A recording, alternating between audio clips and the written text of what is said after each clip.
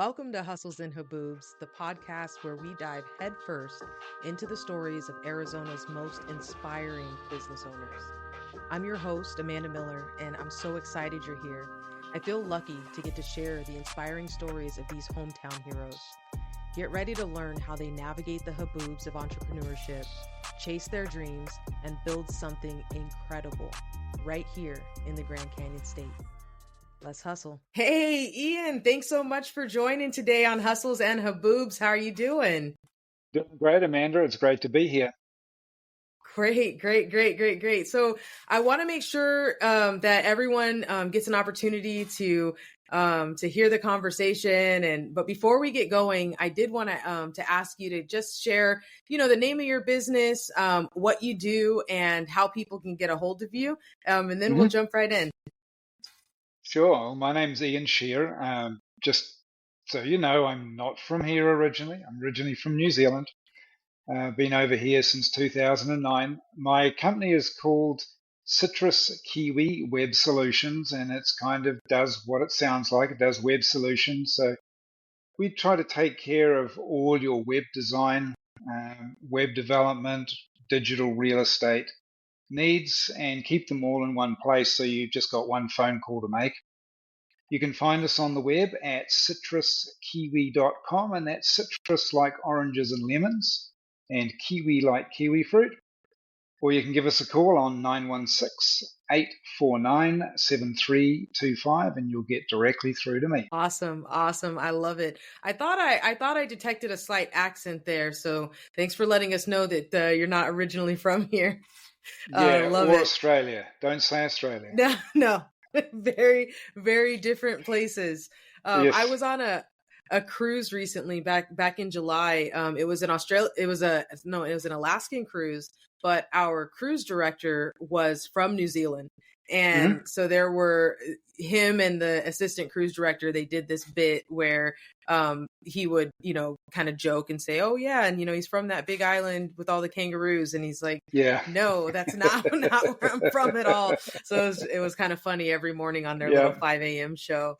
Well, let's jump in because, man, Ian, when we initially spoke, I was so kind of enthralled by some of the things that you shared about your business journey, some of the insights that you shared. And one of the things that I want to jump into first, so something that we do here on Hustles and Haboobs is always ask, what's your favorite restaurant here in Arizona? But you mentioned being a bit of a coffee and wine snob with this ridiculously expensive, that's a quote, coffee machine. And so, I'm wondering if that discerning taste kind of feeds into your restaurant choices as well, and wondered, what's your favorite spot to eat here in Arizona? Yeah, the problem is, and it's a good problem to have, I'm married to a wife who cooks really, really well. In fact, when she says, "Hey, can you do dinner tonight?" I'm going, "Oh, crud." You're like, I don't want to eat my food. Yeah, I hope I live up to the standard, because she sets a very high bar. We've got one close by called the Saigon Kitchen. We've been going there since before we bought the house here in 2013. So we've been going there for a long time. And Dennis, if you happen to be watching, appreciate your food. Great food. On the other side of the water, if you like, there's a French restaurant called Vincent's, which is down in kind of the Scottsdale, it's East Phoenix area. And they do some great food there, and they have some really, really good wines. So those are probably two favorite ones. All right. Awesome. So Saigon Kitchen, and that's down in Tucson, right? No, this is just in Bell Road here in Surprise. In Surprise. Phoenix. Okay. Mm-hmm. Okay, that's right. So I'm in Mesa, so everything on everything Yeah. outside of the East Valley is, It's is real Tucson. far out there. Yeah, it's Tucson, right? It's either Tucson or California. Yeah. No, that's really, so Saigon Kitchen, I haven't heard of that, but I'm gonna have to give it a shot. I'm developing a really nice list of places I'm gonna get to I try, bet. which is really cool. All right. Well, so thanks for sharing that. And those two places, Saigon Kitchen and Vincent's, which we'll all have to try. But so you talked about on your journey of entrepreneurship, really finding the why behind your business to drive success. Yep. What rituals or routines really help you stay grounded and connected to your purpose each day? And what's your why? So you did mention being really connected to helping small businesses and really focused around that that demographic, which is super awesome. But so how do you stay really connected to that why? Are there any routines or things that you do that help you kind of remember, like, this is why I'm doing it when things get tough? Yeah, I really do. It's really that, Amanda. I just have to remember, why am I doing it? Well, I'm doing it because both my wife and I, we are 100% believers in that any economy, be it ours here in the States, back home in New Zealand, Australia, in the land of kangaroos and the Big Island, or wherever it is, no country survives on the big companies like Microsoft or GM or, name a big company here. If all those companies went away, yes, there'd be obviously a lot of people out of work, but the economy's not going to collapse. If all the little mum and pop shops, the 10 employees and less, if they all went away, the country will collapse. And there's absolutely no doubt about that. So we don't want to be living in a country which has an economic collapse. So it's not really a fear thing, but we understand that those people, the mum and pops, they put their lives, not just, a few hours a week like the big execs do.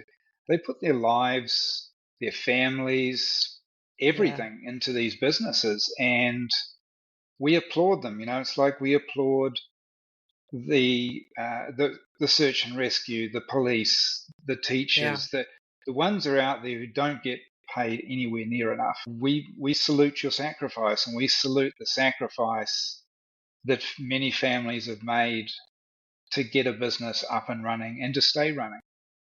So Yeah. that's kind of, we want to be part of that. Yeah, kind of selfishly, we want to say, hey, we were part of their success. Our website brought in some business. Our website um, disseminated their content, their information, Yeah. their why out to the people who need to hear it. Yeah, that's amazing what you said. And it makes me think of so here in Mesa, one of the things that I really love about downtown Mesa, which I live near, is that our downtown isn't full of a bunch of chains or corporate stores.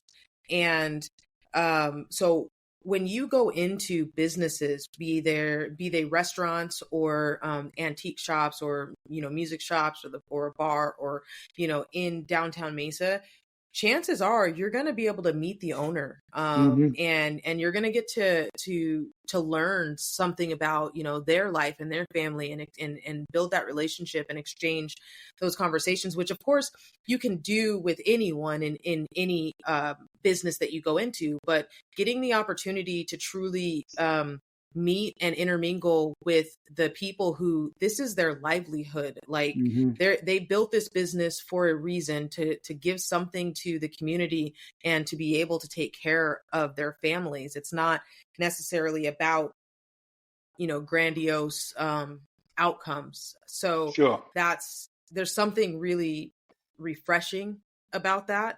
So I can definitely understand, kind of taking some pride in being able to say we had a hand in that, Yep. with businesses like Absolutely. that. Yeah. So with that, talking about the why, you also you did share Simon Sinek's Start with Why having a big impact on you. Yeah. Is there anything specific from that book or approach or any other books or resources that have been really instrumental in shaping how you approach business? It was actually a video. It was a TED talk from maybe even a decade ago now. It's quite an old recording, but you can see it Yeah, on yeah. YouTube. Start with Why by Simon Sinek, Oh yeah, Sinek. I thought there was a book as well. I'm Did he sure not write a? I'm Okay, sure there probably is, but I saw it as a YouTube video. That's awesome, probably was awesome. most instrumental in us kind of getting around to formulating the way we've set up our business model, because Mm-hmm. people don't really care what you do, and they don't really care how you do it until they know why you do it. People don't care how much you know until they know how much you care. It's kind of the same situation. Yeah. If I say I sell or I make and sell blue widgets, people go, yeah, well, one day I might need a blue widget. And Yeah. if I say, well, Yeah. I make them this way, they go, well, that's interesting. But why? Why do Mm-hmm. you get up in the morning? It was kind of like what we are talking about before, the why. Why do you get Yeah. up in the morning and make blue widgets this way, then sell them so that I can buy them? If they don't know the backstory, then there's a lot lost in the translation. You're just another blue widget seller. You're just another web designer. You're just another auto mechanic or a general contractor, or insert the business here. Yeah. Yeah. In today's market, Amanda, you must have a USP, a unique selling point, and this sort of came out of Simon's TED Talk. There are one or two other web designers just in surprise. Forget about Phoenix, forget about Arizona and the world. So I've Yeah. got a bunch of competition, or we've got a bunch of competition. And so we have to do the same thing with a different why and a different how. And if you don't, then you've really only got one thing to compete upon if no one knows you. Now, if your name is Adidas or Nike or Coke or something like Mm-hmm. that, then you've Yeah. already got that Yeah. brand awareness. But for a little old Citrus Kiwi Web Solutions that no one has ever heard of, we can only stand out basically on price. And everyone else is the same. If you haven't got massive brand awareness, or Mm-hmm. you haven't been referred, then the only way you can compete is on price. And that's a really, really, really bad business model, because you're Yeah. never going to win. I'm never going to beat someone in the Philippines or in India doing the same job as I do, uh, Yeah. on price anyway. I will never beat No, them. that's So great. I can't Yeah. compete. No, that's really, so what I'm hearing is your why is your story. Hmm. Your unique selling proposition is your how, right? Hmm. And your differentiator, but your why Yeah. is your story. Yeah. And if you're not going to compete on price, you're going to compete on story, Hmm. on how can I build a connection with this person, right? Or Yeah. how can this person be connected to our story and Hmm. therefore want to do business with us. Yeah. And And you and see it. you Sorry, carry on. no, go ahead. I was going to say, you see it now with woman-owned business, black-owned business, veteran-owned business, and that's part of their story, and that's what, whether they know it or not, they just Mm-hmm. might think it's a good idea, but whether they know it or not, that is part of their story, and that is part of why, you know, if I saw two businesses and I couldn't determine between the two, and I knew one was a veteran and one wasn't, I'm probably going to pick the veteran out, Yeah. because I support those people who've sacrificed something to protect me. Yeah. So Yeah. yes, you're There, right. The backstory is important. there's so many people in the world, and it's similar, if we go with the Nike example, right? You Mm-hmm. have Nike, you have Reebok, you have Converse, I just saw K-Swiss is making shoes still, Mm-hmm. but which is really cool. And you have people out there who are like, I'm diehard Nike. That Mm-hmm. I wear Nikes, so I almost don't even look at or look for other brands because I connect in some way with Nike, whether Yep. they helped me tell my story or whatever. And then you have other people who, feel the same way about other things. Yep. And so I say that to say that there are so many people in the world. And, I think sometimes when we're early out in business, we can minimize or underappreciate how important our story actually is. But truly, there are going to be people who will connect with your story, and you got to kind of find your tribe. You have to find your community. And the way you're Mm-hmm. going to draw people in is because they're going to see themselves in some way, shape, or form, right? For instance, you really focus on small business. There are people Yes. out there who are really staunchly small business people. Like for me, I Mm-hmm. prefer to do business locally. I prefer to Yep. find someone Yep. local, right? Mm-hmm. So that's a really, really good point. And it kind of speaks to a story that you shared, where your really expensive or ridiculously expensive coffee maker was Mm-hmm. having a challenge, and you all needed to have a repair person come out. And Yes. your knack for connecting, you were actually able to turn that repair visit into a client. I was. So what's your secret to making the most out of just everyday interactions and really connecting with folks? Just be bold. Just Yeah. ask the question. You know, one of the packages we offer as an add-on to just the general basic web service is a review capture platform. So Mm-hmm. people in business generally have they either have a really hard time getting reviews because they have a hard time asking for them, or they just Yeah. don't ask for them. So we Yeah. offer that as an extra, and I don't think we've done a good job in selling it because we don't have many clients using it because they see it's an extra, and I don't want to do that. I can do it myself. The But problem then is they they don't. don't. Hmm. Yeah. And this makes it so easy. It's a beautiful platform for trades and services because every one of their techs or every one of their salespeople have the ability as they're walking down the garden path. They've just sold Amanda an HVAC maintenance plan, Mm-hmm.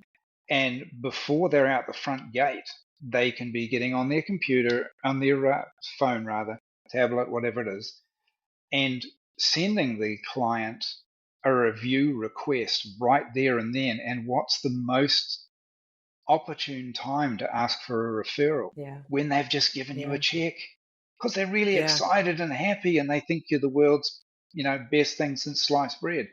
Now tomorrow Yep. it might all fall in the toilet, so tomorrow is a bad time to send a review request. You send it as you're walking away. Yeah. So yeah, you've just got to get out there. And for those who know that old Happy Wanderer song, I whistle a happy tune every single time. The happiness in the tune convinces me that I'm not afraid. So whistle a happy tune and ask for a referral, ask for the business. Yeah. It's funny. When I was a sales manager, obviously one of my main tasks was listening to my sales reps, coaching and giving feedback. And so many times when someone was having a struggle, and Amanda, can you listen to a few of my calls? I really thought these were a couple of great conversations. Mm-hmm. And so I'll turn it on in my office and walk around and listen. And there are a couple of things that I would very often hear. They were very Right. consistent. Number one, was sometimes really just not sharing and helping the homeowner understand what the problem is and that there is a problem. Because if there is no problem, then again, your solution is just going to be a price, right? It's just going to be a price. And the second, you didn't ask them to do business with you, right? And exactly. So that ask, or you didn't ask for referrals, right? Hey, for some reason, such and such is getting X number of referrals a month. And, I feel like I do a great job. And okay, well, let me listen to some of your calls. Hey, I listened to 5 of your calls. I haven't heard you ask for a referral once. Exactly. Oh, well, I send them an email later. Okay, well, later, they might be, 3 toddlers around their ankles, a dog trying to cook dinner, like you have their attention right now. Speak on that, right? And so that really is, it's true. You just you have to remember to do the basics, to do those things. Yeah. That's awesome. So with that, sometimes no matter what we do, no matter the connections that we make, sometimes things just go awry. And as business owners, we're often learning tough lessons, where, you try to avoid as many as you can, but sometimes you're just going to learn that lesson. And have there ever been any situations where you had to learn a tough lesson, around client relationships or running your business? And I'm always a fan of the term fail fast, right? Fail fast and get back up. So, what lessons have you learned, and how did you, kind of dust yourself off and get back up and move forward? When I was probably pre-double digits in age, there was a company in New Zealand called LV Martin and Son, and they sold Fisher and Paykel appliances. So Fisher and Paykel was the big whiteware dealer in New Zealand. And their slogan was, "It's the putting right that counts." And anyone who expects perfection from another human being is going to be sadly disappointed. So you can expect that if you have enough business dealings, if you have enough relationships, if you go out on dates enough, someone or some people, plural, are going to disappoint you. It's how, one, you and you're react. Disappointing others. And many times, many times. So it's how you react to being disappointed and how you react to being the disappointer. Now, I had a situation, it's happened a couple of times. I use authorize.net as my payment processor. And so I don't even have to do anything. Every couple of months or every 3 months, the client is automatically billed for the web services. And it's pretty bulletproof. Unfortunately, there are people involved, so it does fail sometimes. So a couple of times I haven't noticed that a client's payment profile has been suspended by authorize.net for non-payment.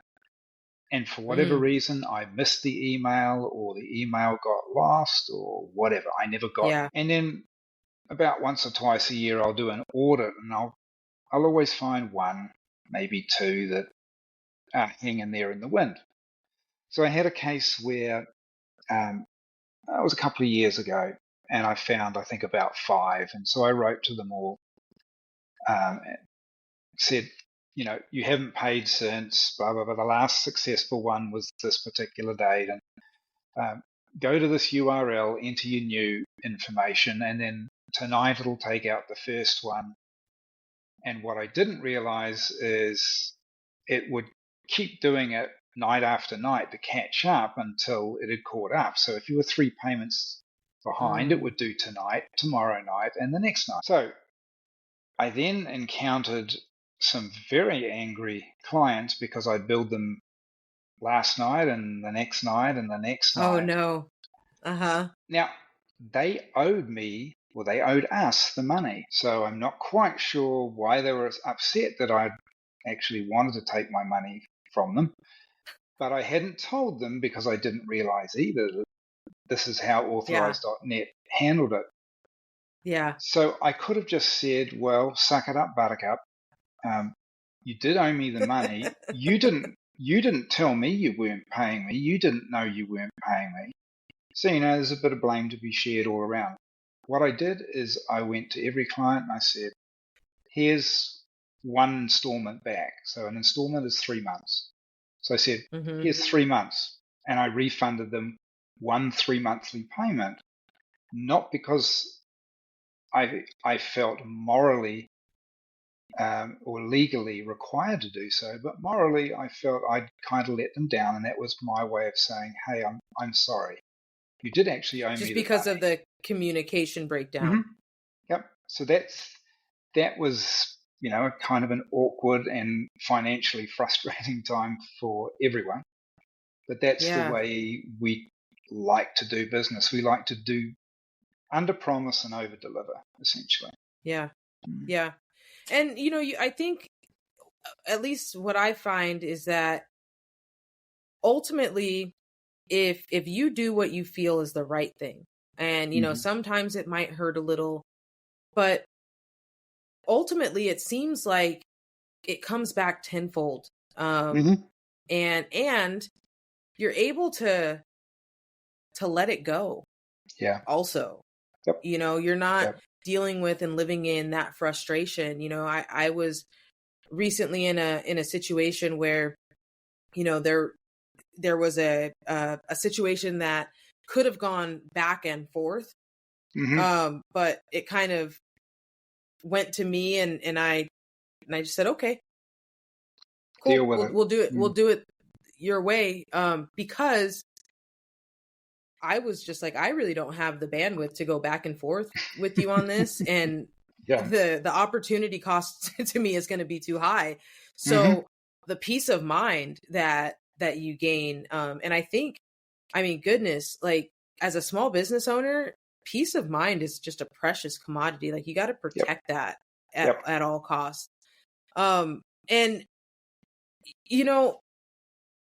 knowing that, so peace of mind is one of the things that does keep small business owners up at night, or not peace of mind, but the things that steal your peace of mind, right? Lack of it. So you're focused on supporting small business. You're passionate about what you do, your wife and yourself. What keeps you up at night when it comes to Citrus Kiwi and the small business landscape, maybe in general? What are the things that maybe nag at you or that you think about sometimes? I wouldn't say there's any specific thing that's an ongoing thing. I'm always very concerned for my clients. So, and my wife will probably tell you there's times I tend to put them a little bit before ourselves in many respects. But that's just a general sort of thing that I feel every day. I take this as a big responsibility. This is not just because we're so invested in our clients and the way we have set up our business model. I don't just design a website and there you go. We are we're very invested in their it's a partnership success. It is a partnership that you build with every client of yours is a partnership. But the things that'll keep me up at night is if I goof something up. And I've done it a couple of times. Email is a wonderfully easy thing to mess up. And I remember one client in particular, he's still with us, so he still loves us. But we broke his email for 2 or 3 days, and I just felt sick that I'd made such a newbie mistake, and I should have just slowed down. We were under a bit of a time crunch, but I just wasn't crossing every T and dotting every I, and then suddenly he says, "Where's my email?" And I'd totally broken it. Yeah. We got it going again, and like I said, he's still with us. But that's the sort of thing that just makes me feel, sick.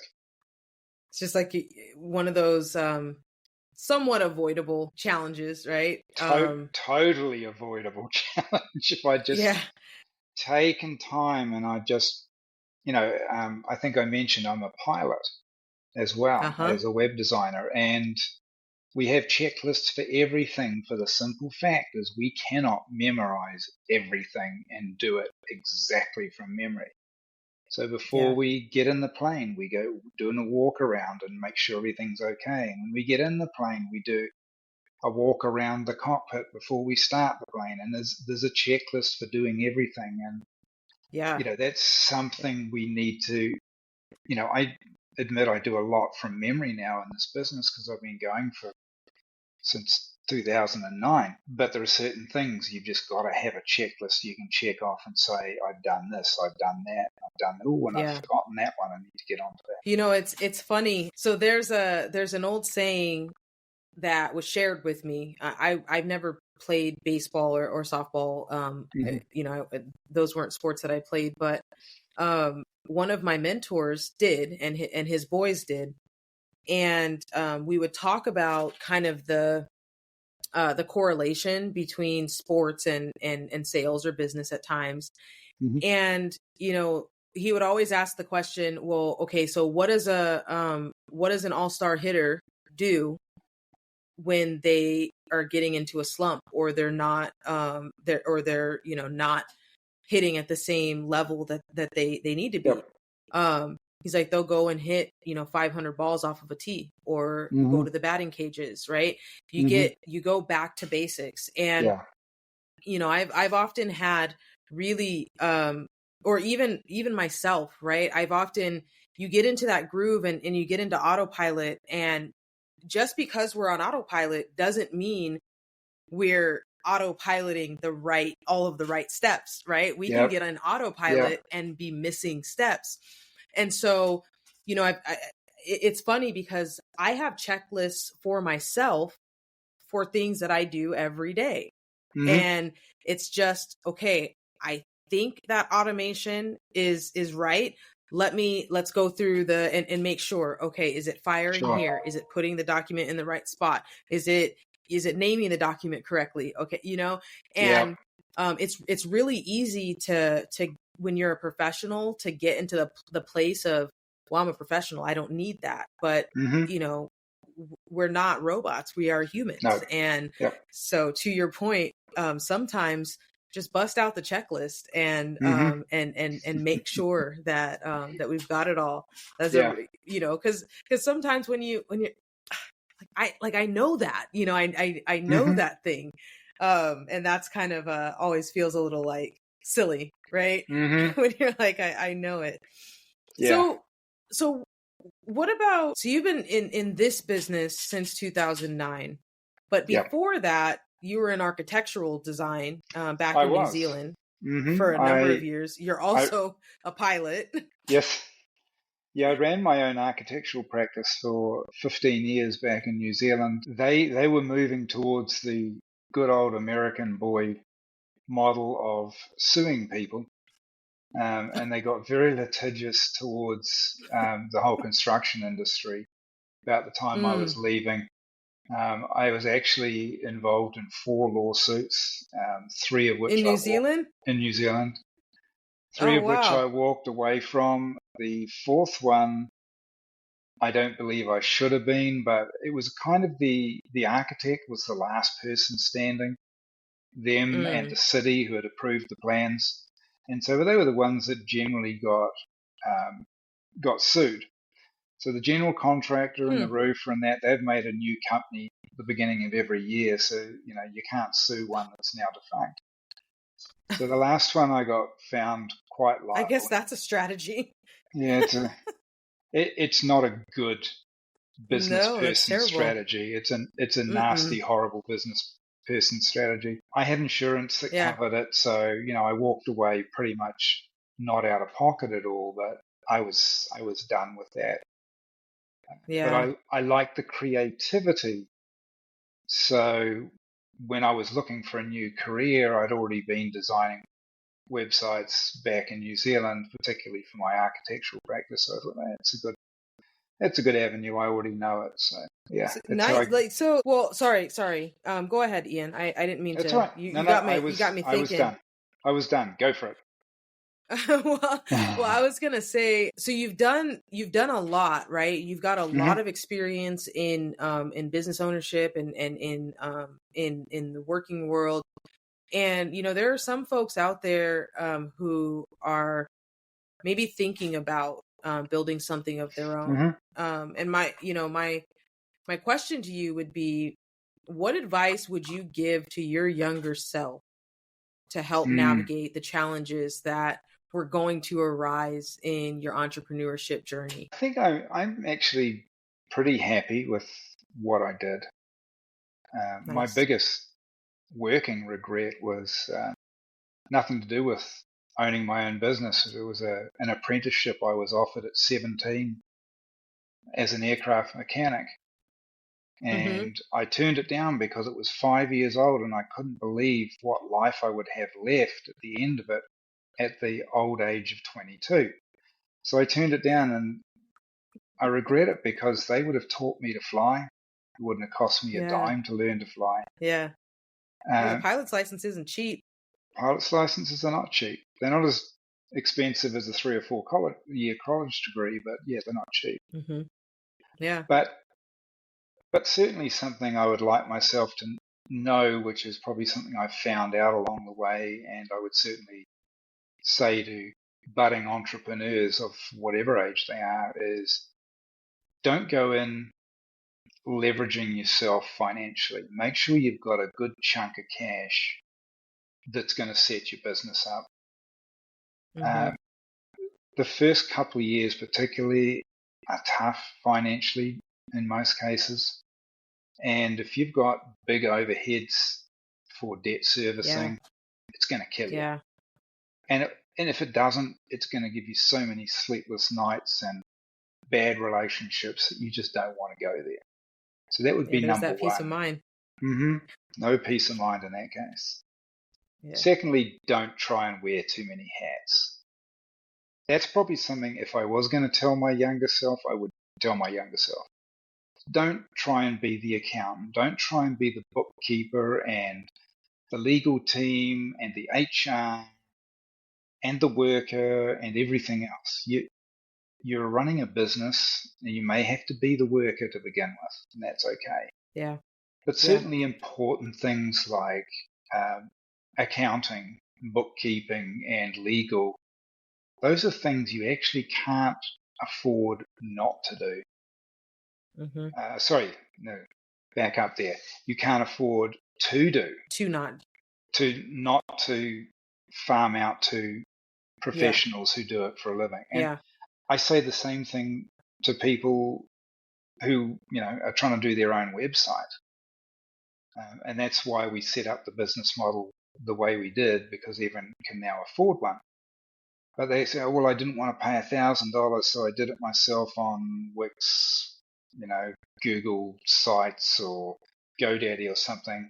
And they may look good websites, but they don't work well because they don't know what they don't know. Same deal with all the other things. You can't afford to try and do everything because you'll actually end up costing yourself a lot more in the long run. Yeah, I've got sayings on sayings on sayings, but the one that comes to mind just now is it's only cheaper if you only have to buy it once. If you're, if the thought is, well, I'm doing it this way because it's less expensive, and then it doesn't work, the site can't, say in websites, it can't be crawled as well, or it's not, able to connect with the different integrations for, the rest of your site, depending on, or the rest of your business, depending on the type of business that you're in. Well, then you've paid and spent the time. So you have to think of your time as a cost as well, right? And then you're going to pay someone to do it anyways. Exactly. Because it failed miserably the way you did it. Yeah, so it's like it wasn't actually less expensive. It was actually more expensive. In the long run, and aggravating. In the long run. Again, and lack of peace of mind. Yep.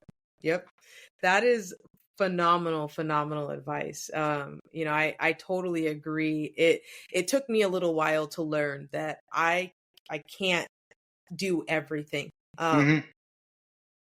Particularly, there are a few things that I think what I've seen, small business entrepreneurs, people starting out, you know, think that insurance is kind of a luxury cost, or bookkeeping, or legal. I mean, there are even legal services out there where you can be on, you know, if you're not a big old business but you might need someone to look over a contract. And, you know, if you're not familiar with legalese, you might end up putting yourself in a bad position because you didn't have that, you know. So it might be $100 a month or whatever it might be, but you have someone to be able. And so, you know, those costs that seem like luxury costs, it's not, right. They're actually important things that you need. And goodness, Ian, I knew this was going to be a great conversation, but it was a phenomenal conversation. And I'm so grateful to have had you spend some time talking with me here. And I'm so excited to hear what our viewers and listeners out there think, you know, make sure that, you know, we're talking about and sharing the great restaurants here in Arizona. Absolutely. That's definitely a list that we want to continue to build. And as you're on your entrepreneurship journey, you know, start with why. Make sure that you're protecting your peace of mind, and think about those non-negotiables in your business. And join us next time on Hustles and Haboobs. We'll see you then. Bye-bye. All right. Let's see.